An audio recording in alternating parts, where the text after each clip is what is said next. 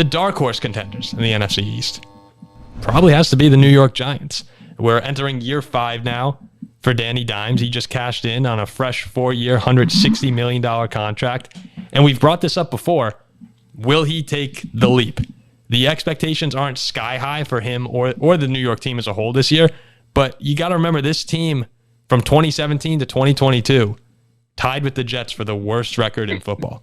So based on last year, you're now experiencing a team with, there are some expectations. They should get to the playoffs. If I were a Giant fan, I would expect them to get to the playoffs this season. But as we said, that win total is still set at 7.5 for a reason. How talented is this team really? The Giants, to me, are a team that I think will disappoint. I've been going back and forth on them, but I think they'll disappoint a fair number of people. Because this is a team who they were 0-5 against Philly and Dallas. They couldn't. I think that those two teams are both, including Cooper Rush, a Cooper Rush game at home. Yeah, and I think both these two teams are a good deal better than the Giants. I just don't see what changes really. Well, I mean, you bring over Darren Waller, like good asset, but I don't really see what changes between last season and this season. Like if you're getting blown out by Philly 3 times in one season, and you lose to Dallas twice, once with their backup QB on your home field.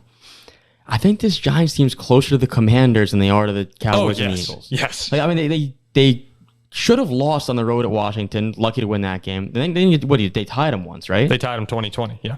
This team is not that good. Like I really do not think they're that good. So would you go under 7.5?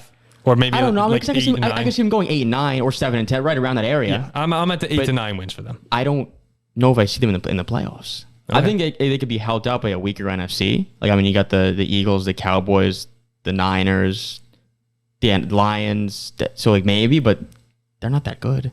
How about you, Ziggy? I think the Giants are one of the larger variance teams in the NFL this year in terms of outcomes you can expect, right? Because I mean, I start by looking at the defense, and I mean that defensive line: Dexter Lawrence, Leonard Williams, Kayvon Thibodeau, even like Ashawn Robinson's a strong run stopper. The safety's got good players, right? Deontay Banks, Xavier McKinney. Like, there are good players there. The questions are all going to be on offense. You know, on the one hand, you've got some great players, right? You've got Saquon Barkley. He should be playing next year. I think they're going to agree on a contract at some point. Andrew Thomas, obviously one of the best left tackles in the entire league. Darren Waller, if he can stay healthy, is good. I'm excited to see guys like Wan'Dale Robinson get healthy and actually play for them. But I think that the Giants made a classic mistake, which is overreacting to 1 year of success. You know, last year, by every account, even in the building, went better than people thought. Is Daboll really going to be able to get Daniel Jones to take the next step forward? Paul, you asked if a step's coming next year. I think the step's already come.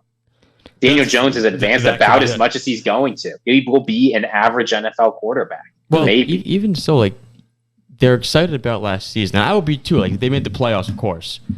But even last season, it was an okay season. Nothing to write home about. They were a wild card team. Yeah. Third place. If they had lost that game to Washington, they don't make it. And that's, I mean, a lot of it has to be because, like we said, 2017, 2022, they had the worst record in football for 5 years. We've talked about, everyone talks about Josh Allen and Brian Daboll. Here was the jump from 2019 to 2020. Josh Allen's second to third year. Completion percentage, 58.8 to 69.2%. Yards, 3,087 to 4,544. Touchdowns, 20 to 37. Overall rating, 85.3 to 107.2. That's not going to happen with Daniel Jones. That's just not going to happen. But will we see an improvement from... And remember, these numbers here that I'm going to read, Giants fans considered this a really good year. They were really excited with 3,200 yards. $40 million. Yeah, 3,200 yards, 200 per game, and 15 touchdowns. Less than one touchdown per game. We saw career highs in QBR, in completion percentage, in yards. Like, I come on, you know, we got to look at this and say, like, maybe he is just an average quarterback. Like, can he really take another step up? I don't see it happening. But to be fair to him, it wasn't like the greatest show on turf was his supporting cast. He had Isaiah Hodgins, Darius Slayton, and Richie James were his top 3 receivers last year. So we got to give him a little credit. Now he gets Waller, Jalen Hyatt. Maybe he could come in and make a difference. I mean, Yeah. I'm not getting too excited over Paris Campbell and Jamison Crowder, but there are some new weapons, better weapons than last year. And if Waller can stay healthy, I've said this before, that tight end position, especially a good tight end, Waller will be good for him. massive security blanket, which could be very good for a guy like Daniel Jones.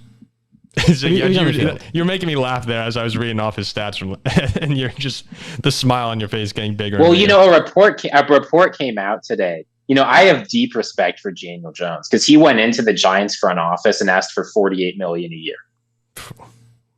on a 5-year deal. Is that what he said? That's what the reports are coming out. That he asked for a mega deal, He got what and he the Giants, because they were so desperate to franchise tag Saquon Barkley, gave him a moderate deal.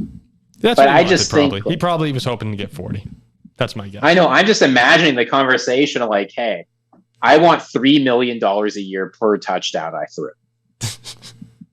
Yeah, I mean, 15 touchdowns has to improve. You know, in order for the Giants to take the jump that their fans want, he needs to be better than he needs to take a big leap from next year. Yeah. I don't think that.